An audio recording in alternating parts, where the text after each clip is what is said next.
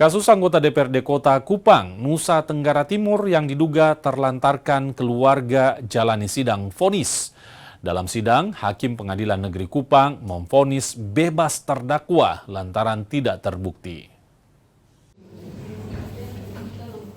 Sidang dengan agenda pembacaan putusan kasus penelantaran istri dan anak oleh anggota DPRD Kota Kupang, Nusa Tenggara Timur, Morkis Lai, digelar di Pengadilan Negeri Kupang.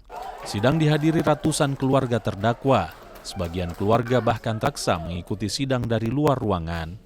Dalam sidang ini, Majelis Hakim Pengadilan Negeri Kelas 1A Kupang, Nusa Tenggara Timur, menjatuhkan vonis bebas bagi Morkis Lai. Anggota DPRD Kota Kupang itu tidak terbukti bersalah dalam kasus penelantaran istri dan juga anak.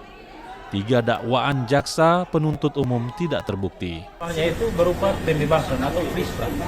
Artinya, seluruh dakwaan yang didakwakan oleh penuntut umum, baik pasal 49 Undang-Undang KDRT, pasal 76 dan 77B Undang-Undang Perlindungan Anak, maupun pasal 428 ayat 1 KUHP, tidak terbukti secara sah dan meyakinkan.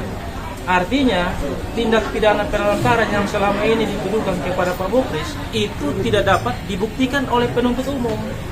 Nah, saya selaku ketua tim advokat, mewakili tim advokat, mengucapkan terima kasih kepada Majelis Hakim dan memberikan apresiasi yang setinggi-tingginya. Karena berhasil men-take over seluruh fakta persidangan hingga pada akhirnya menjatuhkan putusan free spread atau bebas. Selain diputus bebas, Hakim memerintahkan agar Morkis Lai dikeluarkan dari tahanan dan dipulihkan nama baiknya. Sebelumnya, jaksa menuntut Morkis Lai 6 bulan penjara lantaran diduga telantarkan istri dan anak sejak 2023 lalu. Morkis Lai sempat ditahan. Citos Natun, Kompas TV Kupang, Nusa Tenggara Timur.